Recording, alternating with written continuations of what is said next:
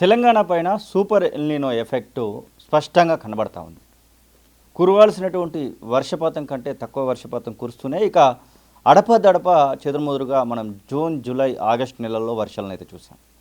ముందు ముందు ఎలా ఉండబోతా ఉంది, ఇప్పటి వరకు పడినటువంటి వర్షపాతం ఎంత లోటులో ఉన్నాము, ఏ జిల్లాలలో ఎంత వర్షపాతం ఇంకా కావాల్సి ఉంది అడిగి తెలుసుకుందాం. మనతో పాటుగా వాతావరణ శాఖ అధికారి శ్రీనివాస్ ఉన్నారు. సార్ నమస్తే. మొత్తం మీద వర్షాలకు సంబంధించినటువంటి విషయంలో మీరు ముందు నుంచి కూడా చెప్తా ఉన్నారు సూపర్ ఎల్నినో ఎఫెక్ట్కి సంబంధించి. ఇప్పటి వరకు టిల్ టుడే డేట్ వరకు ఆగస్ట్ 25 వరకు చూసుకుంటే ఎంత లోటు వర్షపాతంలో తెలంగాణ ఉంది? మనకి ఈసారి మాన్సూన్ బిగిన్ అయిన దగ్గర నుంచి ఇంచుమించుగా జూన్ మొదటి వారం నుంచి కూడా మనకి ఎల్నినో కూడా ప్రారంభమైంది. ఈ ఎల్నినో కూడా ప్రారంభం కావడం వల్ల మనకి యాక్చువల్గా ప్రతి నెలలోనూ కూడా ఇప్పటి వరకు జూన్, జూలై, ఆగస్టు ప్రతి నెలలో కూడా లోటు వర్షపాతంతో మనము కొనసాగుతున్నాం. జూన్లో మనకి ఇంచుమించు 10% లోటు ఉంది. అయితే జూన్ నెలలో మనకి 2 వారాలే మాన్సూన్ ఉంటుంది ఇంచుమించుగా. సో జూన్ను పెద్దగా మనం లెక్కలోకి తీసుకునేది కాదు. జూలై నెల 20 తారీఖు వరకు వచ్చేటప్పటికి మనకి 33% వరకు లోటు వర్షపాతం ఉండింది. అయితే జూలై ఆఖరి వారంలో మనకి ఈశాన్య తెలంగాణ, ఉత్తర తెలంగాణలోని కొన్ని జిల్లాల్లో భారీ అతి భారీ వర్షాలు ఒక 2-3 రోజులు విస్తృతంగా పట్టడంతో ఆ లోటు మనకి 5% చేరుకుంది జూలై నెలాఖరికి. అయితే ఆగస్టు నెలలో మనకి పెద్దగా వర్షాలు లేవు అసలు. దీనివల్ల మనకి ఈ ఆగస్టు నెలలో మొన్న 22వ తారీఖు వరకు చూసుకున్నట్టయితే ఓవరాల్గా లోటు వచ్చి మనకి 18% వరకు లోటు వరకు వెళ్ళిపోయాము. అయితే మళ్ళీ గత 2 రోజులు బట్టి కొంచెం మళ్ళీ ఉత్తర తెలంగాణ, సెంట్రల్ తెలంగాణ ప్రాంతంలో కొన్ని వర్షాలు పట్టడం వల్ల ప్రస్తుతం అరౌండ్ 16% లోటు కొనసాగుతుంది. అయితే ఆగస్టు నెల కనుక చూసుకున్నట్టయితే ఆగస్టు నెలలో మనకి చాలా లోటు ఉంటుంది. ఆగస్టు నెలలో మనము 2 రోజుల క్రితం అయితే 42% వరకు కూడా మనం లోటుకి వెళ్ళిపోవడం జరిగింది. అయితే ఈ 2 రోజుల్లో పడిన వర్షంతో ప్రస్తుతం మనకి ఆగస్టు 1వ తారీఖు నుంచి ఈ రోజు వరకు చూసుకున్నట్టయితే 36% లోటు ఉంది. ఆగస్టు నెలలో పడాల్సిన వర్షాల కంటే బాగా తక్కువగా పడిన జిల్లాలు ఒక 4 ఉన్నాయి. ఈ ఎల్లోగా ఉన్న జిల్లాలు అంటే 60% పైగా తక్కువ ఈ జిల్లాల్లో. ఇటు ఆదిలాబాదు, నిర్మల్, ఇటు పెద్దపల్లి అండ్ నల్గొండ, ఈ జిల్లాల్లో నల్గొండ జిల్లాలో అత్యధికంగా 70% లోటు ఉంది. మరొక 22 జిల్లాలు రెడ్లో ఉన్నాయి. అంటే ఈ జిల్లాల్లో కూడా 20% పైగా లోటు ఉంది. ఎక్కువగా పడిన, సాధారణం కంటే ఎక్కువగా పడిన జిల్లా ఒకే ఒకటి కామారెడ్డి జిల్లా ఉంది. మరొక 5 జిల్లాల్లో మటుకు +-20 రేంజ్లో ఉండి గ్రీన్లో ఉన్నాయి. ఓవరాల్గా చూసినట్టయితే మనం ఈ 6 జిల్లాలు తీసేసినట్టయితే 27 జిల్లాలు తీవ్రమైన లోటు కానీ లేదా 20% కంటే తక్కువ లోటు కానీ. సో ఆగస్టు నెలలో పరిస్థితి అయితే మనకి చాలా గడ్డుగా ఉంది. ఓవరాల్గా కూడా మనకి చూస్తే జూన్ నెల నుంచి ఇప్పటి వరకు చూసినట్టయితే మనకి ఈ దక్షిణ తెలంగాణ, సెంట్రల్ తెలంగాణలోని చాలా జిల్లాలు రెడ్, మనకంటే బిలో 20% రెయిన్ఫాల్లో ఉన్నాయి. ఇక్కడ కూడా మనకి ఓన్లీ ఒక్క జిల్లా కామారెడ్డి జిల్లా ఒక్కటే మటుకే ఇంతవరకు పడాల్సిన వర్షం కంటే ఎక్సెస్ పడిన జిల్లా ఒకటే. మిగిలిన జిల్లాలు మనకి +-20 రేంజ్లో ఉన్నాయి. వీటిలో కూడా సాధారణం కంటే తక్కువే ఉన్నాయి. అయితే +-20 రేంజ్ మనం గ్రీన్గా నార్మల్గా పరిగణిస్తాం కాబట్టి అవి గ్రీన్ కలర్లో ఉండటం జరిగింది. ప్రధానంగా రైతులు ఎదురు చూడడం జరిగింది. ముఖ్యంగా ఎప్పుడో జూన్, జూలై మిడిల్లో పెట్టాల్సినటువంటి పంటను కాస్త వాళ్ళు జూలై చివరి వారాలలో కొంతమంది పెట్టడం జరిగింది. ఇప్పటికి కూడా నాటు పెడుతున్నటువంటి రైతుల సంఖ్యను మనం చూస్తూ ఉన్నాం. వాళ్ళకు సంబంధించి ఎట్లాంటి హెచ్చరికలు జారీ చేయబోతా ఉన్నారు, ముఖ్యంగా రెయిన్ఫాల్ విషయం? మనకి ఎల్నినో పీరియడ్లో ఏంటంటే ఇటువంటి డ్రై గ్యాప్స్ ముఖ్యంగా ఎక్కువ రావడం. ఓవరాల్గా మనకి ఈ 3 నెలల రెయిన్ఫాల్ చూసినట్టయితే డిఫరెన్స్ వచ్చి 16%గానే కనిపిస్తుంది. కానీ దీని ఈ 16% నార్మల్గా అది అన్ని చోట్ల సమానంగా పడినట్టయితే పెద్ద ఇష్యూ కాదు. కానీ ఈ పడిన వర్షం అంతా ఓన్లీ మనకి ఈశాన్య జిల్లాల్లో పడింది తప్పించి మిగిలిన చోట్ల పెద్దగా వర్షం లేదు. సో మిగిలిన రాష్ట్రంలోని చాలా చోట్ల ఇబ్బందులు అయితే ఉన్నాయి. ఈ ఇబ్బందులు మనకి మిగిలిన మాన్సూన్ పీరియడ్లో కూడా కంటిన్యూ అయ్యే అవకాశం కూడా ఉంది. ఎందుకంటే ఎల్నినో, ఈ వచ్చిన ఎల్నినో ఈసారి తీవ్రమైన ఎల్నినో. ఈ ఎల్నినో వస్తే ఏంటంటే ఇది ఏదో వారంలోనో నెల రోజుల్లోనో పోయేది కాదు.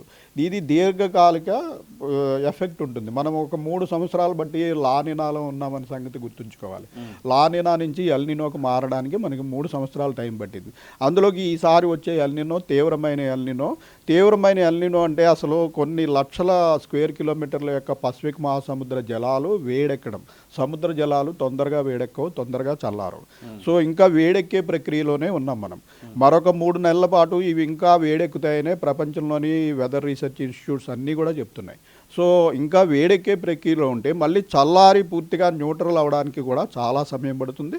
సో ఈ ఎఫెక్ట్ అనేది చాలా కాలం ఉండే అవకాశం ఉంది. సో ఈ ఈ సమయంలో ఏంటంటే అప్పుడప్పుడు కొన్ని అకేషన్స్లో చిన్న లో ప్రెషర్కే కొన్ని చోట్ల అతి భారీ వర్షాలు పడే అవకాశం కూడా ఉంటుంది. ఆ రకంగా మనకి పశ్చిమ తీరంలో గత నెలలో జూలై మొదటి వారం ప్రాంతంలో ఇటు కర్ణాటక మహారాష్ట్ర ప్రాంతంలో జూలై నెలలో పడాల్సిన రెయిన్ అంతా కూడా 3 రోజుల్లో పడింది.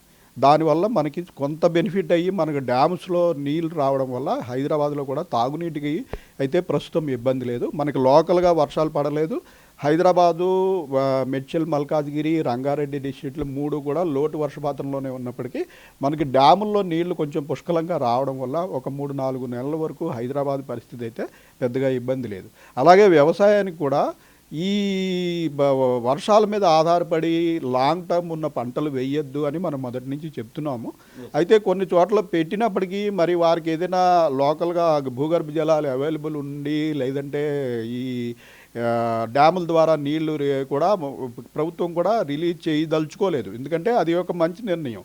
ఇప్పుడు ఈ ఎల్నినో పీరియడ్ అనేది ఇంకా చాలా కాలం కొనసాగుతుంది కాబట్టి డ్యాముల్లో ఉన్న నీరు వరికి ఇవ్వమని రాష్ట్ర ప్రభుత్వం ప్రకటించడం జరిగింది. ఎందుకంటే ఈ నీరు కనుక డ్యాముల్లోది వాడేసుకున్నట్టయితే మరొకసారి అటువంటి వర్షపాతం పడకపోతే తాగునీటికి కూడా చాలా ఇబ్బంది వచ్చే అవకాశం ఉంది.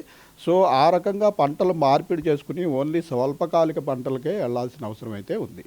ప్రధానంగా ఇప్పుడు ఈ ఆగస్టు ఇంకొక 4-5 రోజులు మిగిలి ఉంది, ఇంకొక వారం రోజుల పాటు దాదాపు మిగిలి ఉంది.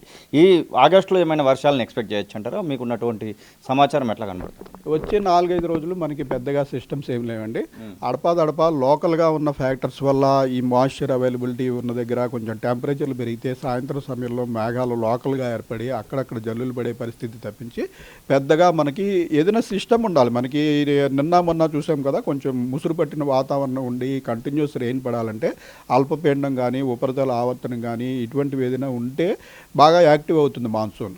సో అటువంటి సిచ్యుయేషన్ లేదు. ప్రస్తుతం ఉన్న అల్పపీడనం కూడా మనకి దూరంగా జరిగింది. ప్రస్తుతం ఇది ఈ ప్రాంతంలో బీహారు, జార్ఖండ్ ప్రాంతంలో ఉంది. దీని ఎఫెక్ట్ మనకి తెలంగాణ మీద చాలా తక్కువ ఉంటుంది. ఓన్లీ ఉత్తర తెలంగాణ, ఈశాన్య తెలంగాణలోని కొన్ని జిల్లాల్లో ఈరోజు కొద్దిపాటి రెయిన్స్ పడే అవకాశం ఉంది. మనకి దక్షిణ తెలంగాణ సిటీలోను, సెంట్రల్ తెలంగాణలోను ఈ వర్షాలు తగ్గుముఖం పట్టినట్టే. ఇంకా సెప్టెంబర్లో ఎట్లా ఎక్స్పెక్ట్ చేయొచ్చు అంటారు? సెప్టెంబర్లో ఇప్పుడు ఉన్నటువంటి లోటు పూడిపోయి దాంతోపాటుగా ఏదైతే అత్యల్పంగా వర్షాలు కురిసినటువంటి ఆ జిల్లాలు ఉన్నాయో దాదాపు 20 జిల్లాలు అట్లనే ఉన్నాయని చెప్తున్నారు. ఆ జిల్లాలకు ఏమైనా శుభసూచకం ఉండబోతున్నారు? సెప్టెంబర్లో అంటే మనం ఈ మాన్సూన్ పీరియడ్లో ఈ సిస్టమ్స్ ఏర్పడే పరిస్థితి ఒక 4-5 రోజుల ముందుగానే మనం అంచనా వేయగలం. సో ఒక 15 రోజుల తర్వాత ఒక ప్రాంతంలో అల్పపీడనం ఏర్పడుతుంది అన్నది మాన్సూన్ పీరియడ్లో చెప్పడం సాధ్యం కాదు. కానీ మాన్సూన్ పీరియడ్లో మనకి ఈ ఎల్నినో ఉంది కాబట్టి డెఫినెట్గా డ్రై పీరియడ్స్ ఎక్కువ ఉంటాయి.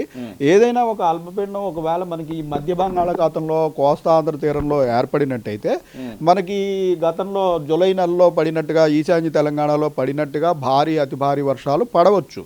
కానీ దాన్ని మనం ఇప్పుడే ప్రిడిక్ట్ చేయలేము. ఓవరాల్గా అయితే మనకి మంత్లీ ఫోర్కాస్ట్ ప్రకారం కూడా సెప్టెంబర్ నెల కూడా సాధారణం కంటే తక్కువ వర్షపాతమే సూచిస్తుంది. రైతులకు సంబంధించినటువంటి విషయంలో ఇప్పుడు ఇంకా ఎవరైనా పంటలు వేయాలనుకున్నటువంటి వాళ్ళకి ఎట్లా చెప్తారు? పంటలు వేసుకోవడం ఉత్తమమే అంటారా ఈ ఆగస్టు నెలలో కూడా?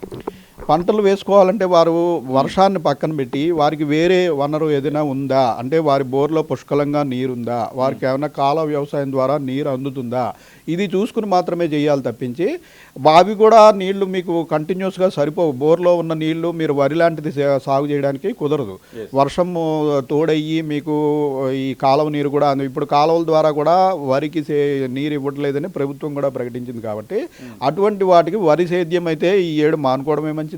షార్ట్ పీరియడ్లో తక్కువ నీరు తీసుకునేవి, అలాగే డ్రిప్ ఇరిగేషన్ లాంటివి పెట్టుకుని లేదంటే స్ప్రింక్లర్స్ పెట్టుకుని తక్కువ నీటిని వాడుకుని ఈ వెజిటబుల్స్ ఇటువంటివి చేసుకున్నట్టయితే వెజిటబుల్స్ అయితే ఒక మంచి ఆల్టర్నేటివ్. ఎందుకంటే షార్ట్ పీరియడ్లో అయిపోతాయి, 1-2 నెలల కాలంలో కొంచెం తక్కువ నీరు డ్రిప్ ఇటువంటివి పెట్టుకుంటే వెజిటబుల్స్లో కూడా ఈక్వలెంట్గా మనము ఈ నష్టాన్ని పూర్తి చేసుకునే అవకాశం అయితే ఉంటుంది. హైదరాబాద్ సిటీ గురించి మాట్లాడుకోవాలనుకుంటే సార్, హైదరాబాద్ సిటీ విషయంలో ఎట్లా ఉండొచ్చు అంటారు? హైదరాబాద్ సిటీలోని మన 3 జిల్లాలు కూడా మనకి లోటు వర్షపాతంలోనే ఉన్నాయి. అయితే ఉన్న వాటిలోకి రంగారెడ్డి జిల్లా కొంత మెరుగు. మనకి మేడ్చల్ మల్కాజ్గిరి హైదరాబాద్ జిల్లాలు 20% మేడ్చల్ మల్కాజ్గిరిలో అయితే 40% వరకు లోటు ఉంది. హైదరాబాద్ జిల్లాలో 20% వరకు లోటు ఉంది. రంగారెడ్డి కూడా లోటు వర్షపాతమే, కానీ అది -15% అంటే +or-20 రేంజ్లో ఉండటం వల్ల మనం గ్రీన్ కలర్ పెట్టడం జరిగింది. ఓవరాల్గా సిటీలో కూడా మనకి గడ్డు పరిస్థితే ఉంది.